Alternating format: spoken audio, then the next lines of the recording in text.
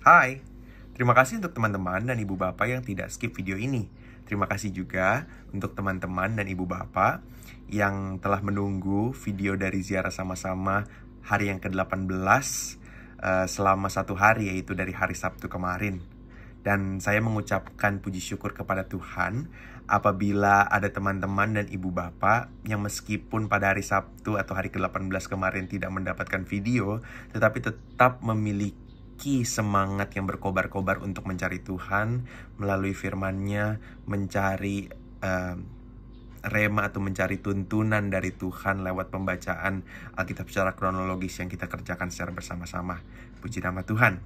Dan bagi teman-teman dan ibu bapak yang baru pertama kali menonton video dari ziarah sama-sama, ini adalah perjalanan ziarah saya dalam membaca Alkitab secara kronologis dalam waktu 1 tahun, hari yang ke-18, yaitu hari Sabtu tanggal 18 Januari 2025, yang terambil dari kitab Kejadian pasal 47 ayat 28 sampai 31, yang dilanjutkan dengan pasal 48, 49 dan 50. Selamat bagi kita semua yang selama 18 hari ini telah membaca dan menyelesaikan kitab Kejadian, kitab pertama dalam Alkitab, dan juga beberapa ayat dari kitab 1 Tawarik pasal yang pertama sampai pasal yang kedua. Puji nama Tuhan. Teman-teman dan ibu bapak, satu tema yang membekas dalam hati saya dalam pembacaan di hari ke-18 ini adalah tempat ternyaman dari Allah belum tentu tujuan terakhir. Tempat ternyaman dari Allah belum tentu tujuan terakhir. Saya mendapat tema ini karena merenungkan bahwa akhir atau kesimpulan hidup yang baik dari Yakub, dari Yusuf, dari kakak-kakaknya, dari Benyamin, dari seluruh anak cucu mereka, ternyata bukan titik akhir dari kehidupan mereka. Tetapi ada keberlangsungan yang Tuhan ingin terus-menerus lanjutkan kepada generasi-generasi sesudah mereka. Maka sebagaimana Abraham, Ishak, Yakub, bahkan lebih di atas lagi Nuh, mereka memiliki awal kehidupan, mereka juga memiliki akhir kehidupan. Yakub memiliki akhir kehidupan yang mana kita dapat mengetahui umur terakhir dari Yakub yaitu 147 tahun, yang berarti bahwa ada selang kira-kira 20-an tahun setelah Yakub dan kakak-kakaknya Yusuf pindah ke Mesir. Berarti ya umurnya Yusuf kira-kira antara 50-an akhir atau 60. Ya mungkin teman-teman yang belajar Alkitab lebih mendalam bisa klarifikasi kalau ada angka yang lebih tepat dari yang saya perkirakan. Nah, teman-teman dan ibu bapak, di akhir dari kehidupan seseorang, terkhususnya seseorang yang sudah sangat senior umurnya, maka akan sangat wajar bagi orang tersebut memberikan berkat terakhir atau perkataan hikmat terakhir kepada anak dan cucu mereka. Dan di sini Yakub memberikan berkatnya pertama-tama pada Yusuf, lalu kemudian pada kedua anak Yusuf yaitu Manasya dan Efraim, dan lalu kepada Yusuf lagi beserta dengan 11 anak laki-lakinya yang lain. Nah, teman-teman dan ibu bapak, satu hal di sini yang sepertinya Tuhan ingin terus lanjutkan dari Abraham, bahkan dari Nuh, yaitu bahwa anak pertama atau anak sulung tidak selalu menjadi anak yang lebih diutamakan.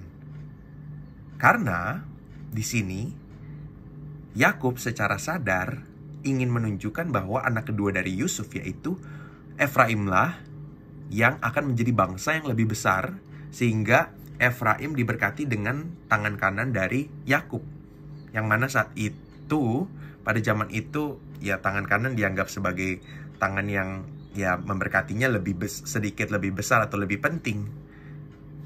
Yusuf saat itu protes, tetapi Yakub mengetahui bahwa di dalam hati Tuhan buat keturunan Israel saat itu ternyata bukan anak yang pertama. Jarang sekali ada anak pertama yang kemudian didahulukan oleh Tuhan. Tuhan ingin menunjukkan kepada dunia bahwa yang dianggap dunia sebagai hal yang baik belum tentu hal yang baik bagi Tuhan. Dan hal yang baik bagi Tuhan belum tentu dianggap sebagai hal yang biasa atau hal yang bisa dipahami oleh orang-orang di dunia saat itu yang tidak menjadi pengikut Tuhan. Akhirnya anak kedua, yaitu Efraim, disebutkan namanya lebih dulu daripada Manasye. Dan Tuhan ingin, kalau dari refleksi saya ya, ingin membuat nama Yusuf tetap bersih, karena yang nantinya akan menjadi 12 suku Israel itu adalah Efraim dan Manasye. Bukan suku Yusuf, tetapi suku Efraim dan juga suku Manasye. Nah, kalau misalnya Efraim dan Manasye ditambah kepada 11 anak Yakub yang lain, kan jumlahnya ada 13. Tapi nanti kita akan belajar dari kitab Keluaran, Imamat, dan Bilangan bahwa suku Lewi itu nanti tidak termasuk dari 12 suku itu karena mereka memiliki tugas khusus. Tapi itu nanti kita akan renungkan di kemudian hari di kitab-kitab berikutnya dalam Alkitab.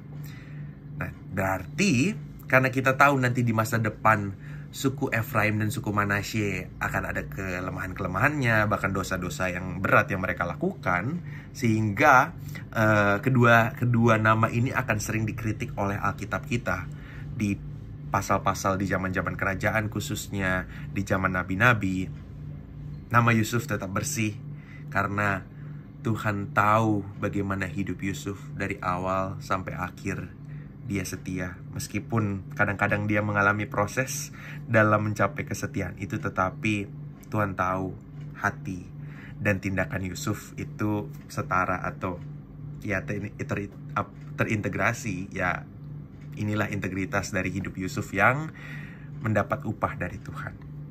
Nah, teman-teman dan ibu bapak, setelah Yakub memberkati Manasye dan Efraim dan Manasye, kemudian sebelum Yakub meninggal, yang mana Yakub telah melakukan request terhadap tempat kuburnya, yaitu kubur yang sama dengan Abraham, Sarah, Ishak, Yakub, dan juga Leah. Rahel tidak di sana karena kita ingat Rahel dikuburnya di daerah Bethlehem. Nah, 5 orang yang lain ini dikuburkan di daerah Makpela, yang tempat yang dibeli Abraham dari orang Het. Long story short, Yakub memberikan berkat kepada 12 anaknya. Yang mana kalau kita memperhatikan berkat-berkat ini sebagian muncul dari hal masa lalu, baik yang baik maupun yang buruk, yang terjadi atau yang dialami atau yang dilakukan oleh masing-masing dari ke-12 anak ini.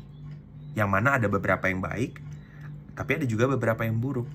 Tetapi menariknya, di pasal 48, di pasal yang ke-49,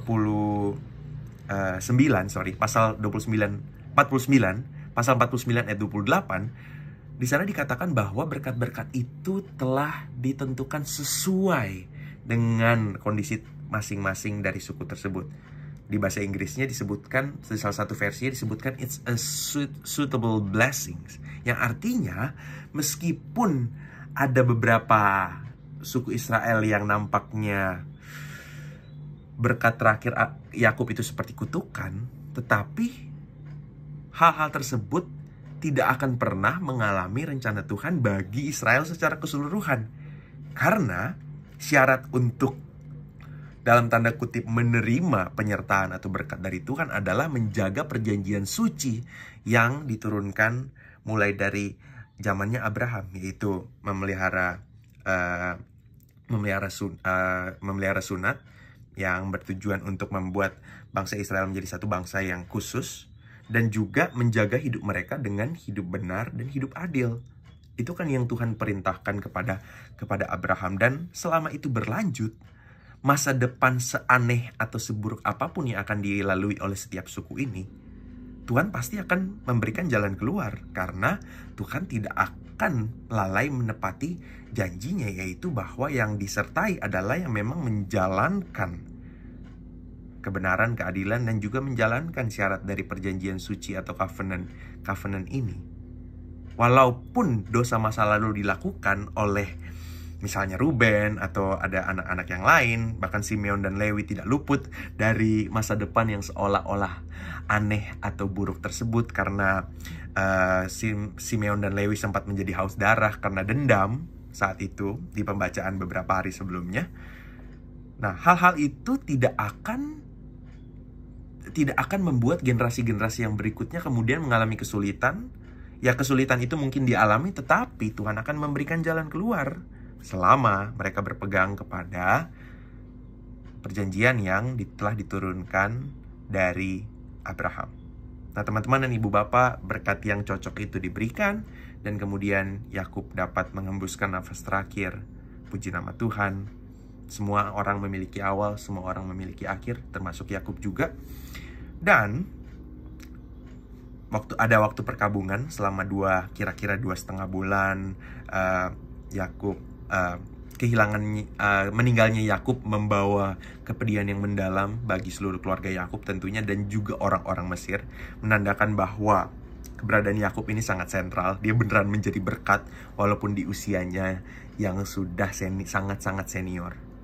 Nah, teman-teman dan ibu bapak, ketika waktu telah berjalan begitu panjang, waktu yang bahagia, ternyata ada sesuatu hal yang belum dibereskan di dalam hati dari kakak-kakaknya Yusuf, yaitu tentang masa lalu mereka. Kakak-kakaknya Yusuf masih menganggap bahwa Yusuf masih memiliki dendam. Padahal mereka sebenarnya bisa melihat dari tindak tanduk atau perilakunya Yusuf yang selalu konsisten. Hati, mulut, perilaku tangan selalu konsisten sampai akhir, sehingga yang kadang-kadang menghalangi hati mereka untuk terlepas dari belenggu-belenggu itu ya adalah mereka sendiri. Puji Tuhan, Yusuf tidak memiliki beban itu, dan bahkan Yusuf bisa memberikan assurance, memberikan penguatan, memberikan suatu perkataan iman, pelajaran rohani yang begitu berharga bagi kakak-kakaknya, yaitu bahwa dia tidak mengambil peran Tuhan untuk menghakimi dan menghukum. Penghakiman dan penghukuman adalah hak Tuhan, tidak pernah menjadi hak Yusuf. Sehingga Yusuf memilih untuk mengampuni, sebagaimana hati Tuhan yang mau mengampuni. Tuhan kan bisa tidak mengampuni orang-orang yang memang jahat. Tetapi kenapa sampai sekarang, bahkan sampai detik ini, ribuan jutaan tahun berlalu misalnya, sudah begitu lama tetapi masih banyak orang yang diberi kesempatan, termasuk saya dan teman-teman dan ibu bapak. Itu kan karena Tuhan memilih untuk mengampuni. Dan karya Tuhan Yesus disalib kan ya memang untuk mengampuni. Nah, Tuhan yang bisa menghakimi dan menghukum saja lebih memilih untuk mengampuni, sehingga hati Tuhan ini ditangkap dengan baik oleh Yusuf. Dan hal berikutnya yang dimengerti oleh Yusuf, yang dibagikan, yang disaksikan oleh Yusuf kepada kakak-kakaknya adalah betapa Yusuf mengakui bahwa semua yang terjadi dalam hidup Yusuf tidak ada yang tidak diizinkan Tuhan. Bukan Tuhan mencobai, tapi Tuhan God allowed it to happen, mengizinkan itu terjadi karena ada tujuan yang lebih besar yang sedang Tuhan giring untuk dilakukan atau dijalani oleh Yusuf. Tuhan sedang menggiring hal itu semua untuk kebaikan, dalam tanda kutip, untuk tujuan yang jauh lebih besar daripada diri Yusuf sendiri. Dan terhadap hal itulah Yusuf hanya mau tunduk, Yusuf hanya mau taat untuk tujuan yang jauh lebih besar dan jauh lebih mulia. Dari semua penderitaannya, Yusuf rela untuk menerimanya. Dan dengan hal itu, ia menguatkan kakak-kakaknya. Dan menurut kacamata manusia, yang biasanya diinginkan manusia adalah ketika ada orang yang begitu baik, penilaian orang ya adalah, oh ya orang baik ya harusnya hidupnya baik-baik aja atau umurnya panjang. Tetapi lucunya di sini, di bagian akhir dari kitab Kejadian dikatakan bahwa yang menguburkan Yusuf adalah kakak-kakaknya. Justru Yusuf yang berumur pendek, dalam tanda kutip lebih pendek, meskipun kita tahu akhir dari hidup Yusuf adalah 110 tahun.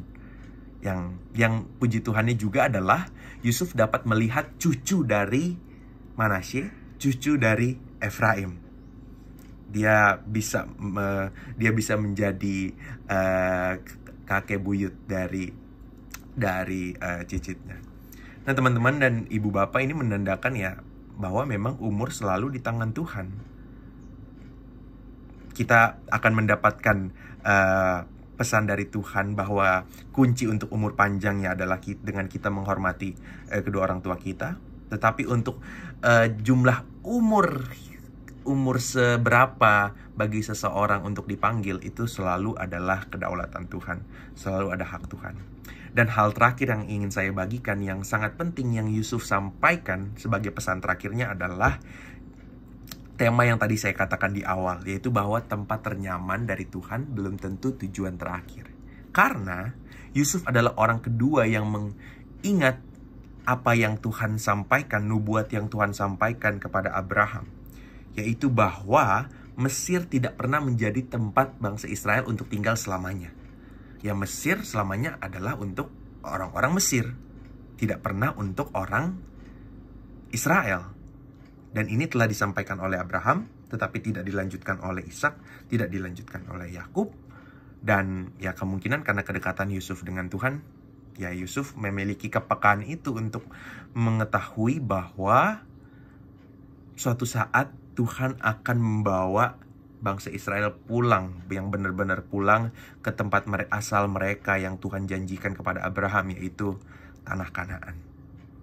Kita tahu nanti selang waktunya akan sangat jauh, sekitar 400 tahun sampai awal kitab Keluaran muncul. Yang itu nanti kita akan baca sepertinya di akhir Januari atau di awal Februari ini baru kita masuk ke kitab Keluaran. Dan menariknya, untuk bacaan hari Minggu atau hari ke-19 itu adalah dari Ayub. Ya, semoga kita dapat melanjutkan pembacaan dengan hati yang excited, mau mencari Tuhan, mau mengenal Tuhan melalui firman-firman-Nya. Kira-kira beberapa hal ini yang bisa saya bagikan. Terima kasih dan Tuhan Yesus memberkati.